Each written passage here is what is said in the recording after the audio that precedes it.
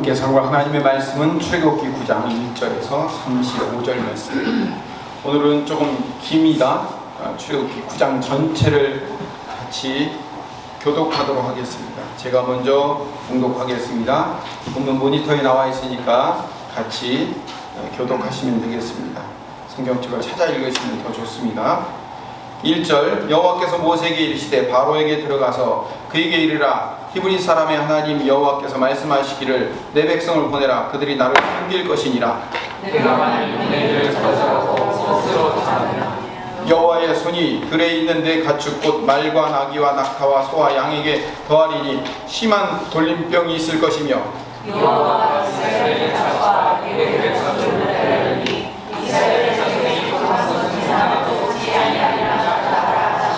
여호와께서 기한을 정하여 이르시되 여호와가 내일 이 땅에서 이 일을 행하리라 하시더니 이튿날에 여호와께서 이 일을 행하시니 그의 모든 가축은 죽었으나 이스라엘 자손의 가축은 하나도 오지 아니하니라. 바로가 사람을 보내어 본즉 이스라엘의 가축은 하나도 죽지 아니하였더라. 그러나 바로의 마음이 완강하여 백성을 보내지 아니하니라. 여호와께서 모세와 아론에게 이르시되 너희는 하늘의 제일 좋은 풀을 가지고 모세가 바로의 목전에서 하늘을 향하여 날리라. 그 제가 애굽 온 땅에 티끌이 되어 애굽 온 땅의 사람과 짐승에게 붙어서 악성 종기가 생기리라. 그들이 하늘의 제를 가지고 바로 앞에 서서 모세가 하늘을 향하여 날리니 사람과 짐승에게 붙어 악성 종기가 생기고 요술사들도 악성 종기로 말미암아 모세 앞에 서지 못하니 악성 종기가 요술사들로부터 애굽 모든 사람에게 생겼음이라. 그러나 여호와께서 바로의 마음을 완악하게 하셨으므로 그들의 말을 듣지 아니하였으니 여호와께서 모세에게 말씀하신 것 같더라. 여호와께서 모세에게 이르시되 아침에 일찍이 일어나 바로 앞에 서서 그에게 이르기를 히브리 사람의 하나님 여호와의 말씀에 내 백성을 보내라 그들이 나를 섬길 것이니라. 내가 이번에는 모든 재앙을 너에게 시나와 내 백성에게 내려 온 천하에 나와 같은 자가 없음을 내가 알게 하리라. 내가 손을 펴서 돌림병으로 너와 내 백성을 쳤더라면 내가 세상에서 끊어졌을 것이나 내가 너를 세웠으면 나의 능력을 네게 보이고 내 이름이 온 천하에 전파되게 하려 하였습니다. 내가 여전히 내 백성 앞에 교만하여 그들을 보내지 아니하느냐. 내일 이맘때면 내가 무거운 노아를 내리니 애굽 나라가 세워진 그날로부터 지금까지 그와 같은 일이 없었더라. 이제 사람을 보내어 내 가축과 내 들에 있는 것을 다 모으라. 사람이나 짐승이나 무릇 들에 있어 집에 돌아오지 않는 것들에게는 우박이 그 위에 내리리니 그것들이 죽으리라 하셨다 하라 하시니라. 바로의 신하에게 여호와의 말씀을 교조하는 자들은 그 종들과 가축을 집으로 피하여 들였으나 여호와의 말씀을 마음에 두지 아니하는 사람은 그의 종들과 가축을 들에 그대로 두었더라.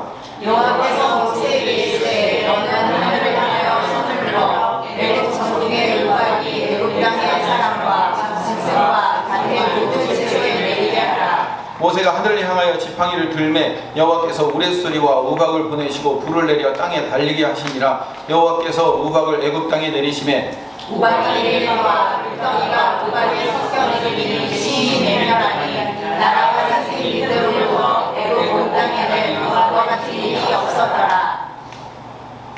우박이 애굽 온 땅의 사람들과 짐승을 막론하고 밭에 있는 모든 것을 쳤으며 우박이 또 밭의 모든 채소를 치고 들의 모든 나무를 꺾었으되 이스라엘 자손들이 있는 그곳의 세상에는 우박이 없었더라. 바로가 사람을 보내어 모세와 아론을 불러 그들에게 이르되 이번은 내가 범죄하였노라. 여호와는 의로우시고 나와 나의 백성은 악하도다. 여호와께 구하여 이 우레소리와 우박을 그만 제시하라. 내가 너희를 보내리니 너희가 다시는 머물지 아니하리라. 모세가 그에게 이르되 내가 성에서 나가서 곧 내 손을 여호와를 향하여 펴리니 그리하면 우레소리가 그치고 우박이 다시 있지 아니할지라. 세상이 여호와께 속한 줄을 왕이 알리이다. 그러나 왕과 왕의 신하들이 여호와 하나님을 아직도 두려워하지 아니할 줄을 내가 알아이다. 그때 보리는 이삭이 나왔고 삼은 꽃이 피었으므로 삼과 보리가 상하였으나 그러나 밀과 쌀보리는 자라지 아니하고 상하지 아니하였더라. 모세가 바로를 떠나 성에서 나가 여호와를 향하여 손을 펴매 우레소리와 우박소리가 그치고 비가 땅에 내리지 아니하니라. 바로가 비와 우박과 우레소리가 그친 것을 보고 다시 범죄하여 마음을 완악하게 하니 그와 그의 신하가 똑같더라. 함께합니다. 바로의 마음이 완악하여 이스라엘 백성을 내보내지 아니하시니 여호와께서 모세에게 말씀하신 바 같더라. 아멘. 부채를 많이 붙이는데 더우시죠? 에어컨 좀 틀으세요. 하나님께서 애굽에 계속 재앙을 내리시는 근본적인 이유가 뭐냐면 하나님의 백성들을 지금 안 내보냈기 때문에 그래요. 하나님의 백성들이 하나님을 섬겨야만 이 재앙이 그칠 수가 있는 겁니다. 9장 1절을 봅시다. 여호와께서 모세에게 이르시되 바로에게 들어가서 그에게 이르라. 히브리 사람의 하나님 여호와께서 말씀하시기를 내 백성을 보내라. 그들이 나를 섬길 것이니라. 내 백성을 보내야 돼요. 안 보내니까 계속 재앙이 일어나는 거예요. 보내면 재앙이 그칠 텐데 지금 안 보내니까 끝까지 재앙이 계속되는 겁니다. 적절한 비유는 아니지만요, 심청이가 제물로 인당수에 빠지지 않으면 안 돼요. 그렇죠? 그래야 뭐예요? 풍랑이 가라앉는 거예요. 요나가 바다에 빠지지 않으면 풍랑이 멈추지 않는 것처럼 하나님의 백성들이 광야로 나가서 하나님 앞에 예배하지 않으면 재앙은 멈출 수 없는 거예요. 자, 이걸 뒤집어 얘기해 봅시다. 하나님이 우리에게 이 세상에 재앙을 주시는 이유는 뭐예요? 그럼 하나님의 백성들이 하나님 앞에 나가 예배해야 되는 거예요. 하나님의 백성이 하나님 앞에 나와 예배하기 만들기 위해서 하나님이 이 땅에 재앙을 주시는 거예요. 뒤집어 얘기하면 그렇게 이야기할 수 있는 거예요. 하나님 앞으로 돌아와 하나님의 백성들이 예배하지 않으면 이 재앙은 그치지 않아요. 우리가 예배자가 되어야 되는 거예요. 우리가 주인공이에요. 우리가 주인공. 우리가 예배해야만 이 재앙이 그칠 줄로 믿습니다. 아멘. 애굽에 재앙이 내리는 이유는 바로가 돌이키고 회개하고 애굽 백성들이 회개해서 돌아오도록 만들기 위해서 재앙을 주시는 게 아니에요. 애굽 백성들은 그 어떤 재앙으로도 그들이 회복되거나 돌아올 수 없어요. 그들은 그 재앙으로 그냥 끝나고 만다니까요. 그들의 마음이 완고하고 강팍하고 완강하기 때문에 결코 자기들의 의지로 자기들의 마음이 바뀌지 않아요. 그러니까 하나님께서 재앙을 내리심으로 말미암아 이스라엘을 억지로 내보내도록 만드는 거예요. 사실 말대로 억지로예요. 그래서 하나님이 10가지 재앙을 주셔서 그들을 억지로 끌고 나가게 만들지, 끌고 내보내게 만들지 않으면 안 되도록 하나님이 만드시는 과정이거든요. 처음에 2가지 재앙으로 나일강이 심판을 받아요. 나일강 피가 변하는 심판과 개구리 심판. 그리고 3번째와 4번째 파리와 이재앙으로 이 땅을 심판해요. 그 다음에 오늘이 5번째, 6번째, 7번째 재앙이에요. 5번째는 애굽 사람들의 가축에 돌림병이 돌아요. 6번째는 애굽 사람들과 그리고 애굽 가축들의 몸에 악성 종기가 나요. 그러니까 처음에 5번째는 짐승에게만 돌림병이 있었는데 6번째는 짐승과 사람에게 같이 옮기는 종기가 나고 7번째는 사람들의 밭에 우박이 떨어져서 농작물에 피해를 입어요. 자연재앙에서 시작해서 짐승이 손실을 받고 인간의 몸에 질병이 오고 인간이 먹는 음식에 피해를 주는 거예요. 점점 뭐로 가까워지는 거예요? 사람으로 가까워지는 거잖아요. 그리고 결국 10번째 재앙으로 장자가 죽고 끝나는 거예요. 자, 그러면 애굽의 모든 장자들이 죽고 나면은 바로가 항복하는 거예요? 애굽 백성들이 모두 항복하고 회개하는 거예요? 아니에요. 10가지 재앙 모두를 다 주었음에도 불구하고 그들의 마음으로 항복하진 않았어요. 그 재앙을 받기 싫어서 억지로 그들이 이스라엘 백성들을 내보냈을 뿐이지 그 마음 자체는 완강했다고요. 10가지 재앙을 일으키면서 하나님께서 바로의 마음을 완악하게 했다라는 이 하자크라는 단어를 12번 사용해요. 그래서 매번 재앙이 일어나고 완악하게 만들고 재앙이 일어나고 완악하게 만들고 그리고 그 완악함이라는 단어 말고 또 완강하게 되다라는 말이 나와요. 카베드라는 단어인데 이게 좀 다른 말이거든요. 마음이 돌처럼 딱딱하게 굳어진다는 거예요. 무겁게 돌을 마음 위에 딱 올려놔서 무겁게 만들어가지고 그 마음이 요동치지 못하도록 움직이지 못하도록 만든다. 이걸 완강하다라고 얘기하는 거예요. 그러니까 하나님께서 완악하게 만드니까 사람의 마음이 완강해지는 거예요. 자, 이게 이제 앞에 완악하게 만드는 거 12번, 완강하다는 것은 8번 사용해가지고 계속 지금 10가지 재앙의 중간중간에 계속 12번과 8번을 사용해서 그 마음이 가면 갈수록 어떻게 되는 거예요? 완악해지고 완강해지는 거예요. 그러니까 재앙을 계속 보내주는데도 불구하고 그 재앙이 보내지면 마음이 부드러워지고 우리가 회개해야 되겠다, 우리 마음이 변해야 되겠다, 바뀌어야 되겠다라고 생각되는 게 아니라 뭐 하는 거예요? 재앙이 내리면 내릴수록 어떻게 된다고요? 마음이 완강해지는 거예요. 한참 크는 우리 중2나 중3쯤 되는 아이들, 사춘기 아이들한테 엄마가 아빠가 혼내고 때리고 하면 어떻게 되죠? 이제 내가 잘못하면 안 되지 해가지고 그 마음이 풀어져서 순종하게 되죠. 아니, 어떻게 돼요? 네, 혼내고 때릴수록 그 마음이 더 어떻게 돼요? 완악해져요. 완강해진다고요. 마치 우리 청소년들이랑 똑같은 마음을 갖고 있는 거예요. 바로의 마음이 10가지 재앙을 내리면 내릴수록 더 완악해지고 완강해지고 딱딱해지고 굳어지는 거예요. 나중에 바로의 아들 장자가 죽어요. 그 장자가 죽음에도 불구하고 바로의 마음은 절대로 변하지 않아요. 나중에 이스라엘 백성들을 억지로 보내놓고 나서 어떻게 해요? 군대를 보내서 그 백성들을 다시 데리고 오려고 하잖아요. 결국 홍해에서 빠져서 죽고 말았지만 결국은 끝까지 항복하지 않는 게 바로와 그의 백성들이라는 거죠. 세상은 재앙을 내려도 결코 항복하지 않아요. 이게 세상의 전형적인 특징이에요. 세상은 사스가 오고 메스가 오고 코로나가 오고 그리고 IMF가 오고 별것이 나와도요, 세상은 결코 항복하지 않아요. 그 완고함과 완강함이 계속 끝까지 가다가 죽음으로 끝날 수밖에 없는 거예요. 그러면 이 10가지 재앙이 계속 내릴 때 누가 깨달을까요? 하나님의 백성이 깨닫는 거예요. 제가 오늘 이 10가지 이 재앙 이야기, 원래는 제목을 뭐라고 붙였냐면, 부제를 뭐라고 붙였냐면 5번째, 6번째, 7번째 재앙이라고 처음에는 하려고 그랬어요. 근데 금요일쯤 제목을 바꿨어요. 뭐라고 했냐면 재앙 속에서 복을 발견하다라고 제목을 바꿨거든요. 근데 원래는 3가지, 5, 6, 7번째 재앙이었어요. 그 재앙을 계속 내리면서 누가 깨닫냐면, 그 재앙 속에서 복을 발견하는 사람은 누가 발견하는 사람이면 이스라엘 백성들만 발견하는 거예요.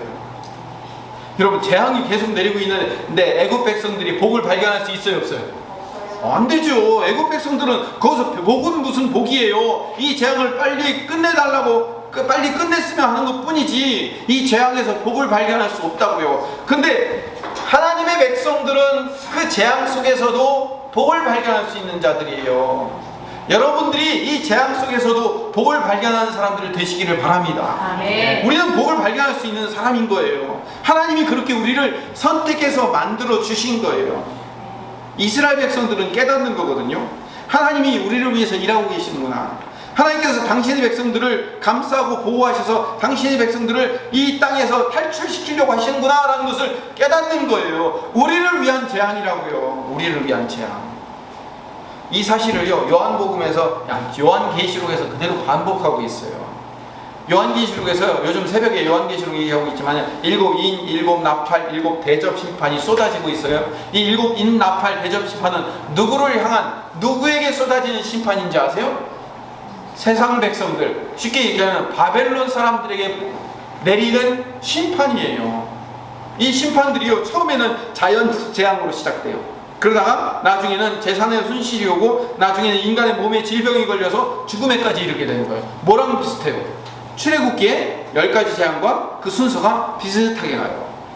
근데 요한계시록 16장 2절을 보면 대접 심판의 첫 번째 대접 심판이 어떻게 시작되냐면 이렇게 시작됩니다. 읽어봅시다.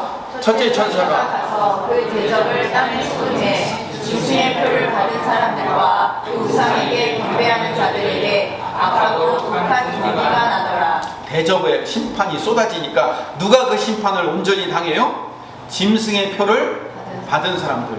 오른손과 이마에 짐승의 표, 소위 말하는 666이라는 표를 받고 짐승을 섬기고, 여기서 말하는 짐승은 적그리스도를 얘기하는 겁니다. 세상을 섬기고 적그리스도를 섬기는 자들에게 악하고 독한 종기가 나더라는 거예요. 출애굽기의 6번째 재앙과 똑같은 그 재앙이 일어나더라는 거예요. 그럼에도 불구하고 그들이 어떻게 될까요? 9절을 봅시다. 9절 시작. 사람들이 크게 태움에 태워진지라 그 재앙들을 행하는 권세를 가지신 하나님의 이름을 비방하며 또 회개하지 아니하고 주께 영광을 돌리지 아니하더라. 이 재앙을 내리신 하나님을 뭐 한다고요? 비방하고 회개하지 않더라는 거예요. 10절 11절을 계속 봅시다. 시작. 또 다섯째 천사가 그 대접을 짐승의 왕자에 쏟으니 그 나라가 어두워지는 스톱. 어두워지는 거 뭐예요? 흑암의 재앙. 다음 주에 볼 흑암의 재앙이 일어나는 거예요. 그 일어나고 계속 읽읍시다. 사람들이 아파서 자기 혀를 깨물고 아픈 것과 종기로 말미암아 하늘의 하나님을 비방하고 그들의 행위를 회개하지 아니하더라. 여러분, 세상은요 어떠한 재앙이 밀려들어도 결코 회개하지 않아요. 그게 세상의 전형적인 특징이에요. 그래서 출애굽 사건에서의 애굽 사람들과 요한계시록에서 세상 백성들과 똑같아요. 이 똑같은 이들은요 결국 하나님을 거역하고 반항하고 완고하고 완강한 마음을 가지고 하나님이 때리면 때릴수록 더욱더 반항하고 때리면 때릴수록 더욱더 마음이 딱딱하고 굳어져서 하나님을 안 믿고 하나님을 멸시하고 비방하고 하나님 앞으로 절대로 돌아오지 않는 자들이 되는 거예요. 이게 세상의 방식이고 세상의 법칙이에요. 여러분, 이 완강함은 어디서부터 있었냐면 애초에 처음에 창세기부터 완강함이 있었어요. 하나님에 대한 세상의 완강함은 어디서부터 시작되냐면 물론 선악과 때부터 시작되지만 노아의 홍수 사건에서 아주 극명하게 보여주고 있어요. 완강함. 베드로전서 3장 20절을 읽어봅시다. 시작. 그들은 전에 노아의 날 방주를 준비할 동안 하나님이 오래 참고 기다리시되 걱정하지 아니하는 자들아.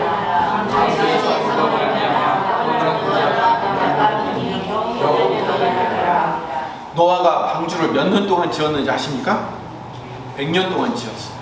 계산을 해보니까 약 100년 동안 지었어요. 그럼 그 100년 동안 방주를 산 꼭대기에, 아라랏산이라는 산 꼭대기에다 지었거든요. 그러면 그 방주를 짓고 있는 과정 중에 이웃 사람들이나 그 방주를 짓고 있는 것을 보는 사람들이 뭐라고 얘기했을까요? 당신 그 산 꼭대기에 배는 왜 지어? 라고 얘기했겠죠. 그러면 노아가 뭐라고 얘기했을까요? 하나님의 때가 되면 이 땅에 비가 내려가지고 이 땅이 전부 다 물에 찰 테니까 이 방주로 올라와야만 살 수 있어. 자, 김씨 아저씨도 올라오고 아줌마도 올라오고 얘들아 너희들도 올라오고 다 올라와라. 이 방주 안으로 들어와야만 살 수 있다라고 노아가 전도했을까요? 안 했을까요? 했죠. 전도했어요. 그런데 방주에서 물로 말미암아 구원을 얻은 자가 몇 명이에요? 8명이에요. 그 8명은 사실은 누구예요? 노아의 가족들이에요. 엄밀한 얘기해서 노아가 방주를 100년 동안 지으면서 이 방주로 올라와야 산다, 이 방주 안으로 들어와야 산다고 그렇게 100년간 외쳐도 듣는 사람은 몇 명이었다? 8명.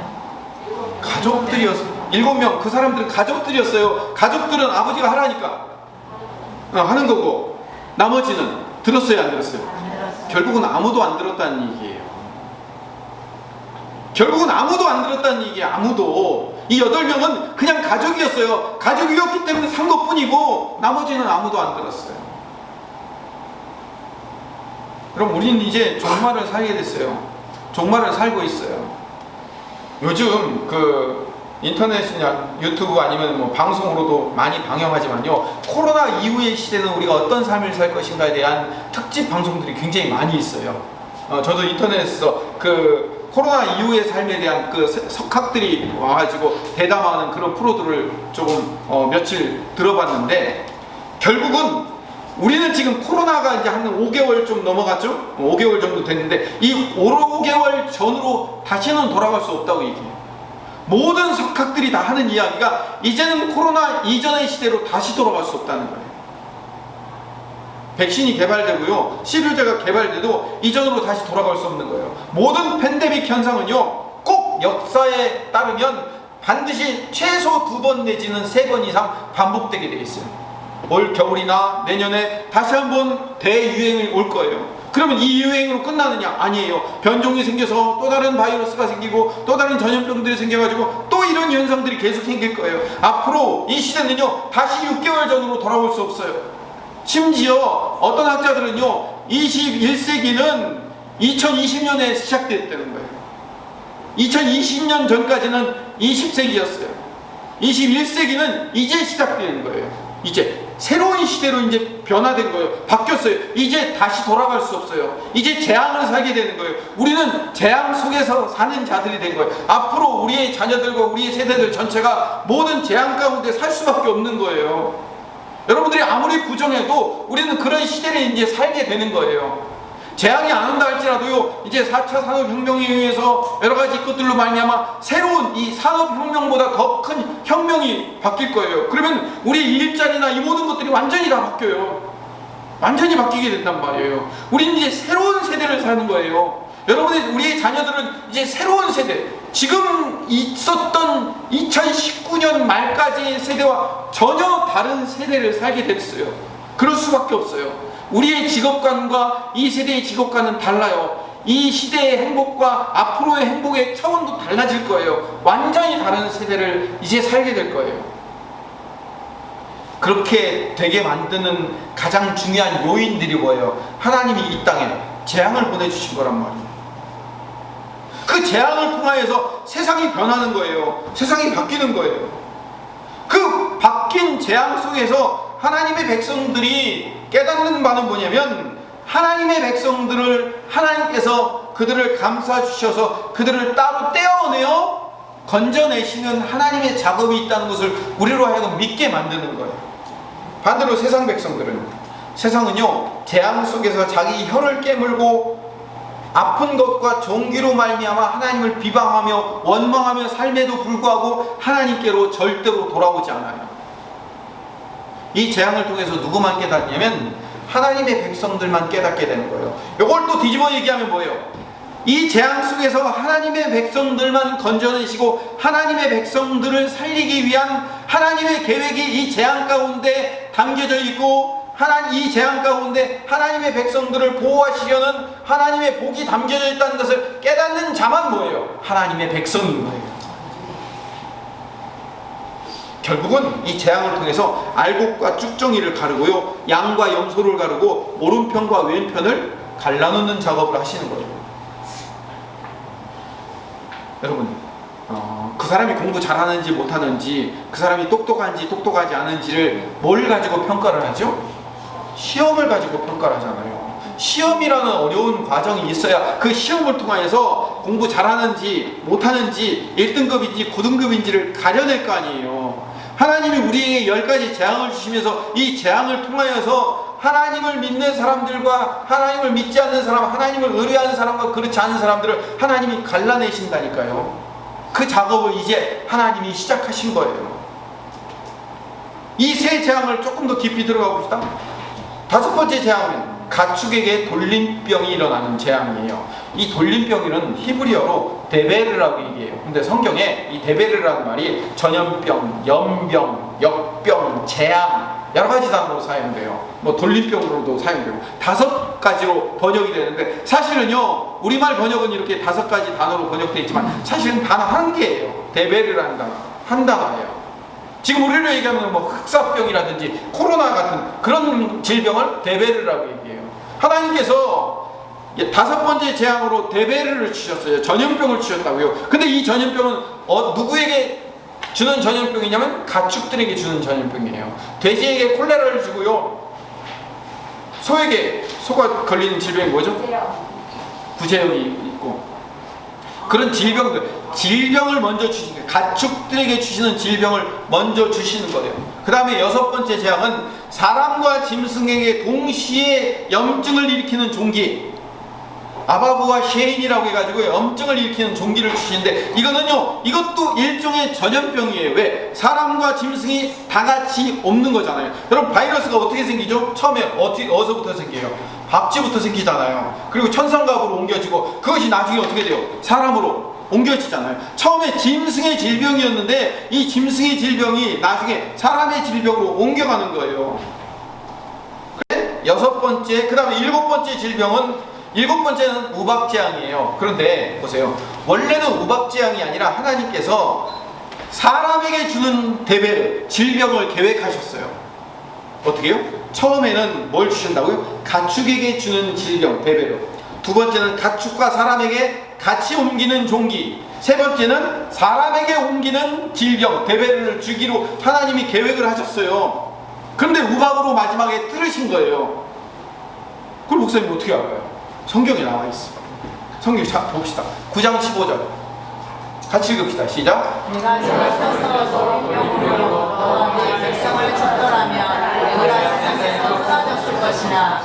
처음에 짐승에게 돌림병을 주었고, 두 번째는 짐승과 사람이 같이 옮기는 전염병을 주었고, 세 번째 사람에게 옮기는 전염병을 주어서 너희들을 그 돌림병 대배를 주었으면 너와 내 백성이 어떻게 됐다고요?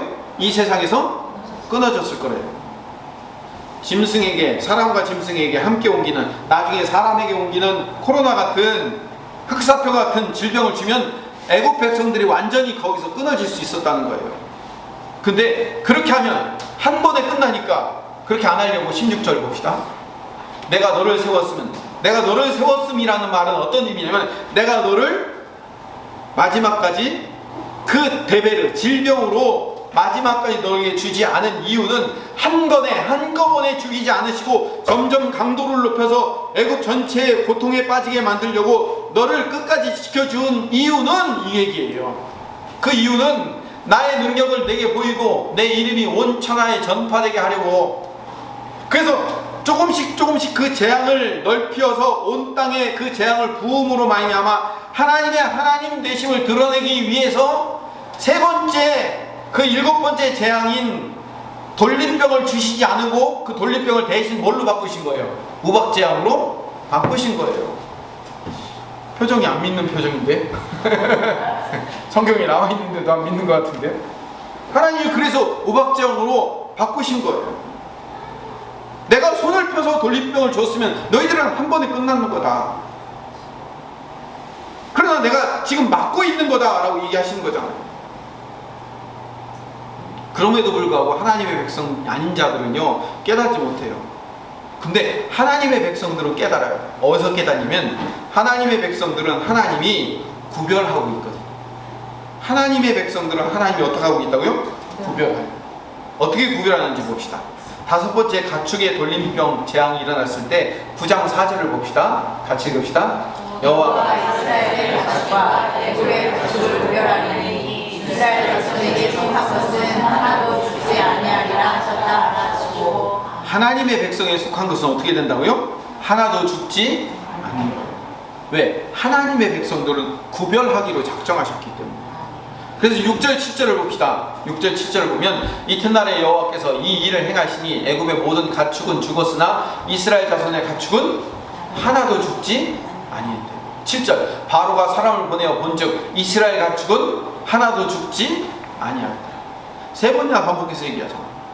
하나님의 백성들 것은 하나도 죽지 않도록 하나님이 막아주신 거예요. 여섯 번째 재앙을 봅시다. 여섯 번째 재앙을 보면 악성 종기의 재앙이 일어나는데, 이 악성 종기의 재앙을 누가 퍼뜨리냐면 애굽의 요술사들이 퍼뜨려요.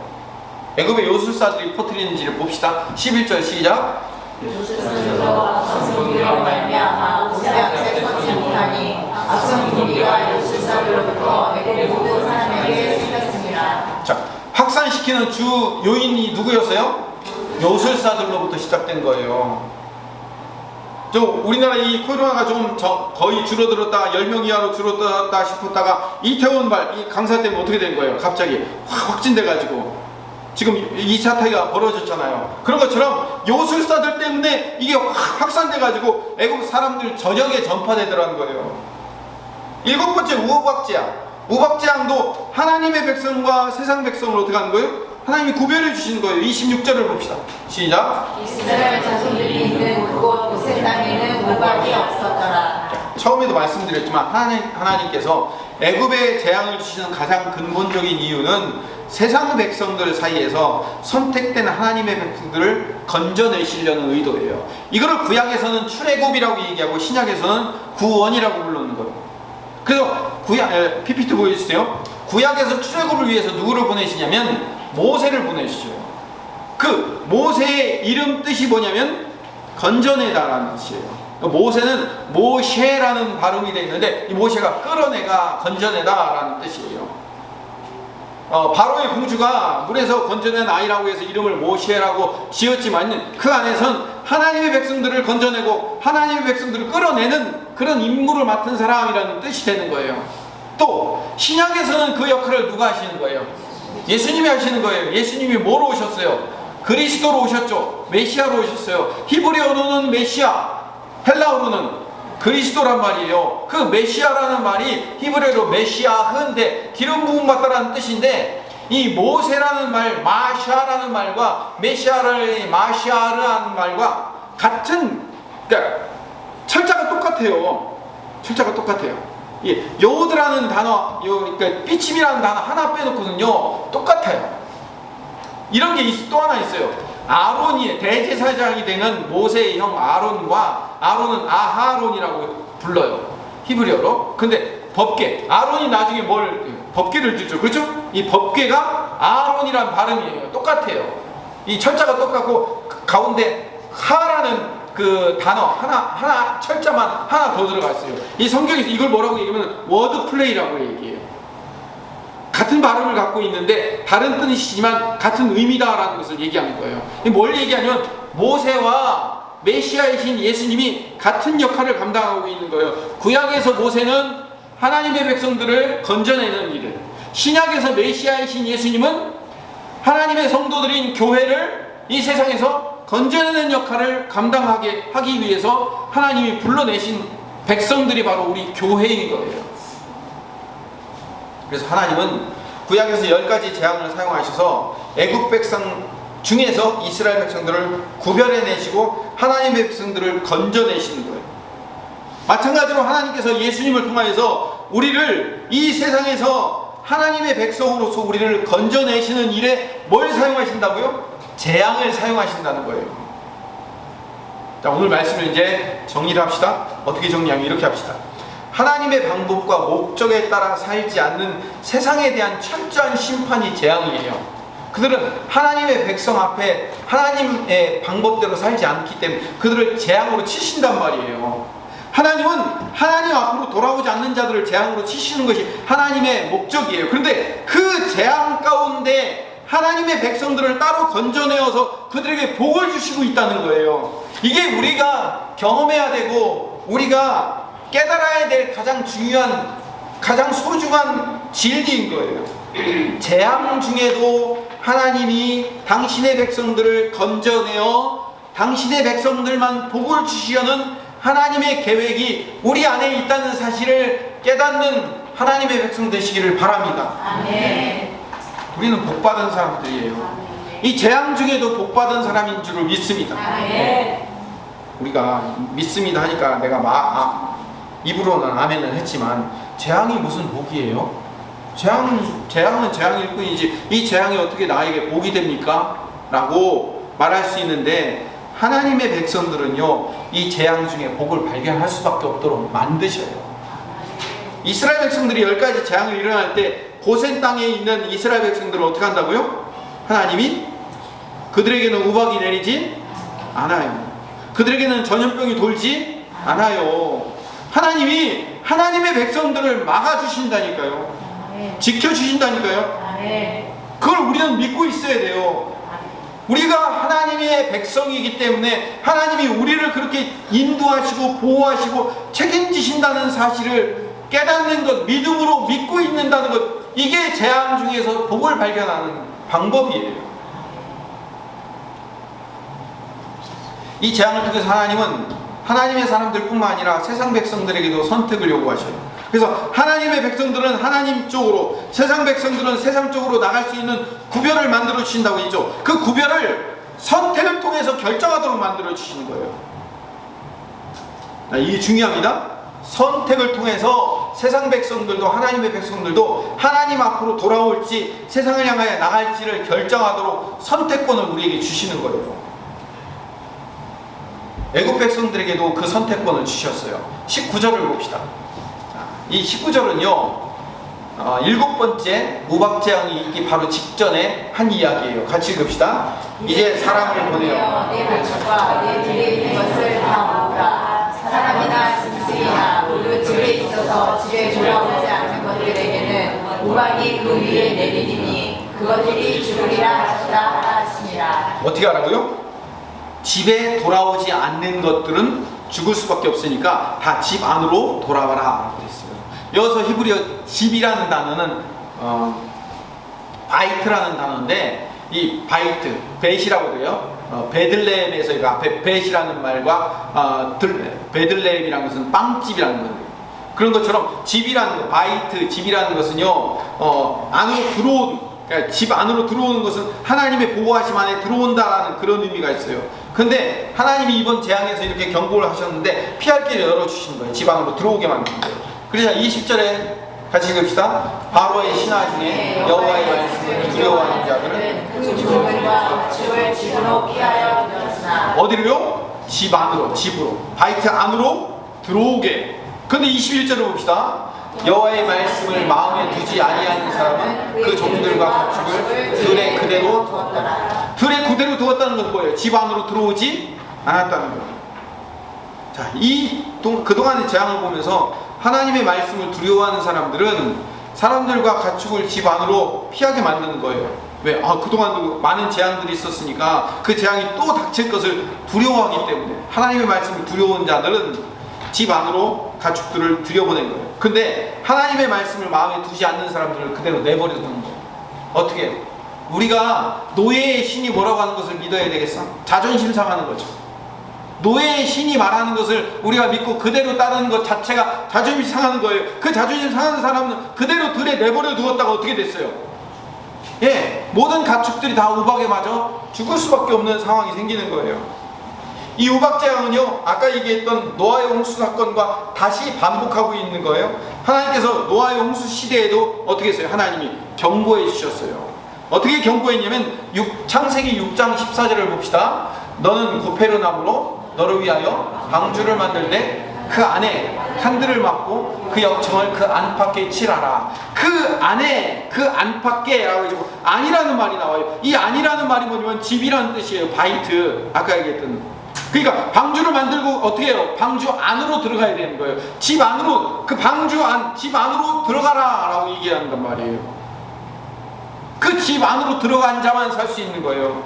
마지막 10번째 재앙에서도 문지방과 문설주에 어린 양의 피를 바른 집 안으로 들어온 자는 어떻게 돼요? 살게 되는 거예요. 집 안으로 들어온 자는 죽음의 사자가 밤새도록 돌아다닐 때 그 죽음의 사자가 그 집 안에 들어가 있는 자들은 함부로 못해요. 그러니까 어떻게 돼요? 그 죽음의 사자가 넘어갔다, 그 집을 넘어갔다고 해서 그거를 유월절이라고 부른단 말이에요. 그런데 집 안에 들어오지 않는 자들은 죽을 수밖에 없는 거죠.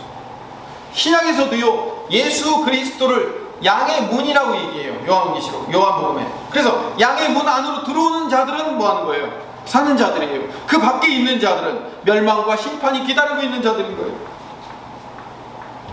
인간에게 재앙이 닥치면 인간은 반드시 두 가지 반응을 보일 수밖에 없어요. 이 10절의 말씀처럼 하나님의 말씀을 두려워하는 자들은 집 안으로 들어올 것이고, 21절의 말씀대로 여호와의 말씀을 마음에 두지 않는 사람들은 밖에 그냥 그대로 내버려 둘 거예요.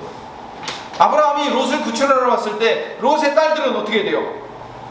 롯을 따라 가는데 롯의 사위들은 이 사실을 농담으로 여겼더라 라고 얘기하고 있거든요.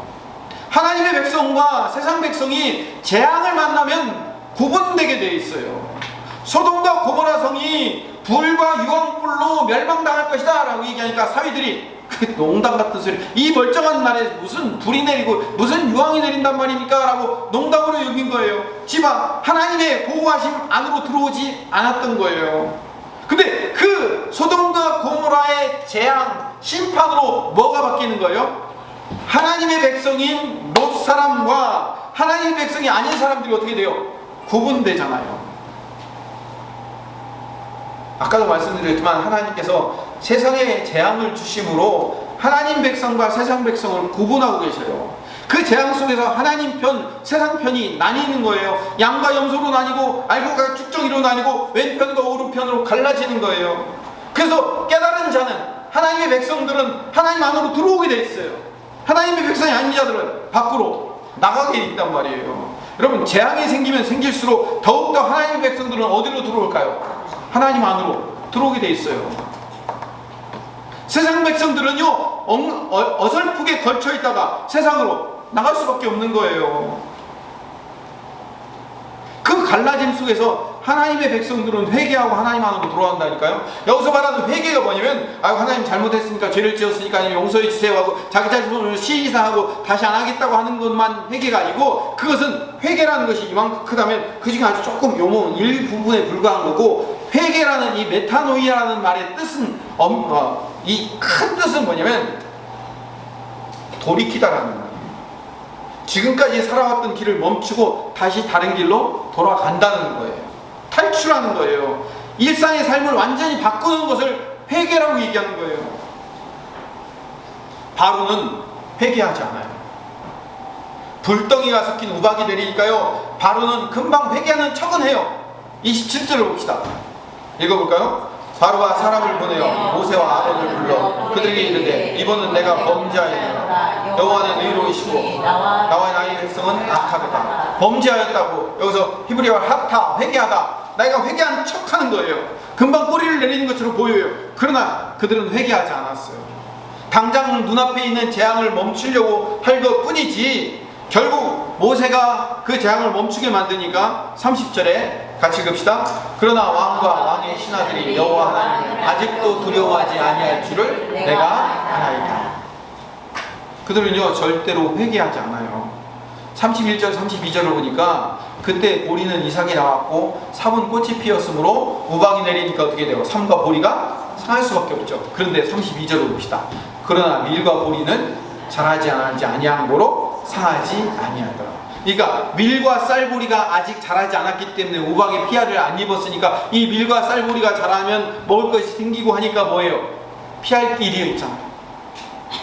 생존할 가능성이 있으니까 끝까지 이 바로와 애굽 백성들은 하나님을 멸시하고 두려워하지 않고 살 길을 찾아 그 방향으로 가더라는 거예요. 재앙이 임하면요, 세상은 4차 산업혁명이 일어나고 코로나가 일어나고 그리고 새로운 변화의 물결이 일어나면 사람들은 그 변화의 물결에 쫓아서 변해서 새로운 먹거리를 찾아가고요, 새로운 돈벌이를 찾아가고 새로운 직업을 찾아서 사람들은 금방금방 바뀌어가요.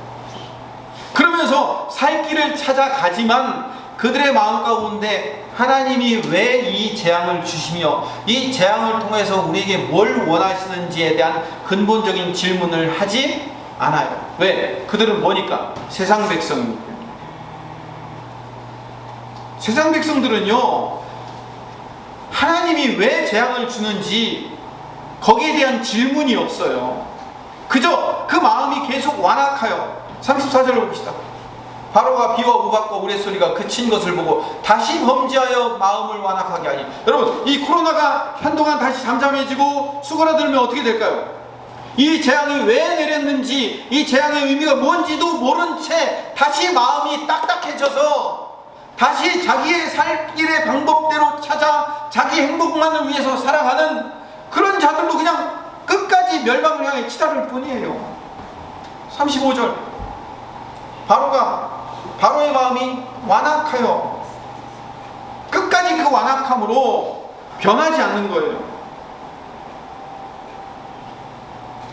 재앙은요, 하나님이 우리를 하나님의 백성으로 구별하는 가장 중요한 복의 도구인 줄로 믿습니다. 복의 도구예요. 우리는 재앙이 무슨 복입니까? 라고 생각할지 모르겠지만 하나님의 백성들의 입장에서는요, 하나님을 더욱더 가까이 하고 하나님 안으로 들어올 수 있도록 만드는 하나님이 우리에게 주신 귀한 기회인 줄로 믿습니다. 아무리 우박이 내릴 거니까 대비하라고 외쳐도 하나님의 백성이 아닌 사람들은 어떡하죠? 귀를 막고 그냥 가축들을 내버려 두잖아요. 죽으면 죽으리라는 각오를 가지고 그냥 내버려 두잖아요. 집 안으로 들이지 않아요. 노예의 신이 말하는 것을 믿지 않는다고요. 아무리 문지방과 문설주의 어린 양의 피를 바른 집 안에는 죽음의 사자가 넘어갈 거니까 그 집 안으로 들어가라라고 이야기해도 세상 백성들은 그 안으로 들어오지 않아요. 아무리 방주를 지어놓고 그 방주 안에 들어가야 산다라고 노아가 100년을 외쳐도 하나님의 백성이 아닌 그 8명이 아닌 자들은 그냥 물에 떠내려가고 만다고요. 아무리 예수님이 우리의 유일한 구원자이며 예수님 안으로 들어가야 된다고 2000년을 외쳐도 하나님의 백성이 아닌 자들은 결코 주님 안을 만들어 와요. 왜? 하나님의 백성이 아니기 때문에. 근데 여러분, 수많은 우리 인생의 재앙들 속에서 하나님의 백성들은 그 재앙을 통해서 어떻게 될까요? 하나님 안으로 들어오게 됩니다. 재앙이 우리의 예배를 멀어지게 만들고, 재앙이 우리의 예배가 예배되지 못하게 막는 막음이 아니라, 재앙이 오히려 우리를 더 하나님 앞으로 가까이 가게 만드는 하나님의 복된 도구가 될 수 있다니까요. 누구에게만? 하나님의 백성에게만. 애국 백성이 아니라 고센 땅에 있는 이스라엘 백성에게만 그 일이 일어나는 거예요. 어려움을 당하면 어떻게 되죠? 인생 가운데 고난을 당하면 어떻게 되죠? 세상 백성들은 내가 하나님을 믿어보려고 하는데 하나님이 살아계시면 이런 일이 일어나? 하나님 있으나마나 믿나마나 똑같네? 에이! 그러면서 하나님을 내동댕이 치고 세상으로 나가요. 그게 누구예요? 세상 백성인 거예요. 근데 여러분, 하나님의 백성들은 고난을 당할 때, 어려움을 당할 때 어떻게 될까요? 와서 무릎 꿇고 기도해요. 하나님 살려주세요. 하나님 도와주세요. 하나님이 안 해주면 이 어려움은, 이 고난을 이겨나가고 헤쳐나갈 수 없습니다. 하나님이 와가주시고 하나님이 지켜주시고 하나님이 함께 해주셔야만 이 재앙을, 이 고난을, 이 어려움을 이길 수 있습니다 라고 하나님 앞에 나와 더욱 무릎 꿇게 되더라니까요. 고난이, 재앙이 하나님의 백성과 세상 백성을 이렇게 확 나누잖아요. 제가 여러분들한테 어려운 말씀을 하나 드리지만요, 앞으로 그 어려움이, 그 고난이 더하면 더하지 덜하지 않아요. 여러분, 죄송하지만 6개월 전으로 다시 이제 돌아갈 수 없다니까요. 우리는 이미 강을 건넜어요. 코로나라는 강을 건넜어요. 이 세상은 완전히 바뀔 거예요. 우리가 생각했던 것 이상으로 이 세상은 엄청나게 변화될 거란 말이에요. 그때 이 재앙을 통해서 하나님의 백성들은 하나님께로 모이게 될 줄로 믿습니다. 변화될 겁니다. 복을 경험할 거예요. 야, 이 재앙에서도 하나님이 우리를 지키시는구나, 하나님이 살리시는구나, 하나님은 나를 망하게 하지 않으시고 하나님이 또 피할 길을 열어주시고 또 살 길을 열어주시고 또 하나님이 나를 채우시고 인도하시는구나 라는 것을 날마다 깨닫는다니까요. 그러면서 감사하는 거예요.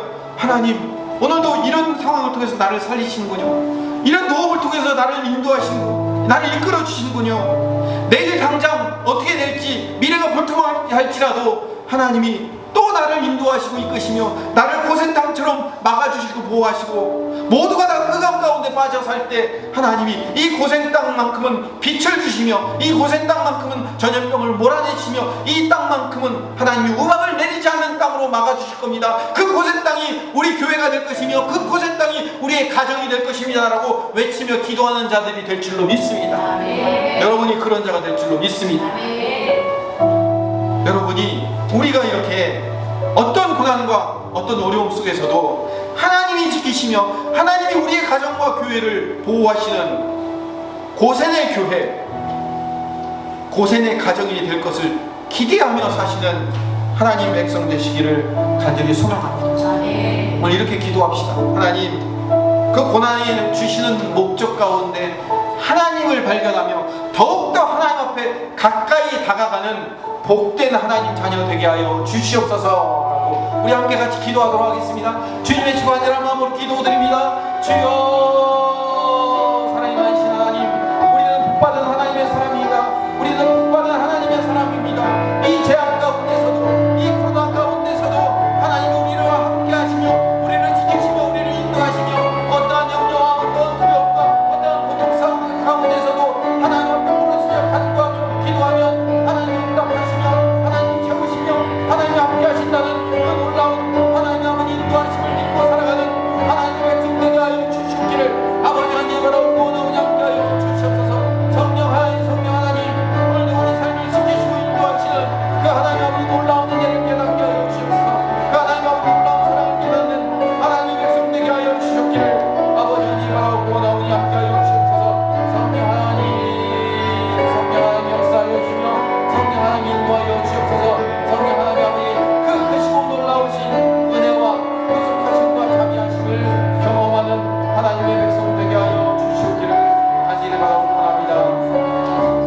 성령 하나님, 2000년 전에도 우리에게 오시어서 임재하시는 그 성령 하나님, 오늘도 이 시간 2020년 5월 31일 이 땅에서도 성령 하나님 우리 삶 가운데 임재하여 주시옵소서. 그리하여 어떠한 고난과 고통과 어려움의 상황 속에서도 하나님이 우리만큼은 지키시며 우리만큼은 인도하시며 우리만큼은 고센 땅으로 보호하시고 인도하신다는 분명한 믿음으로 살아가게 하여 주시옵소서. 믿음의 사람 되게 하여 주시옵소서. 염려와 불안과 두려움과 고통이 내 안에 있을지라도 하나님은 나를 인도하시며 하나님은 나를 살피시며 하나님은 오늘도 매일매일의 만나를 우리에게 주신다는 사실을 깨닫는 주의 백성 성령의 사람 되게 하여 주시옵소서. 예수님 이름으로 기도드립니다. 아멘.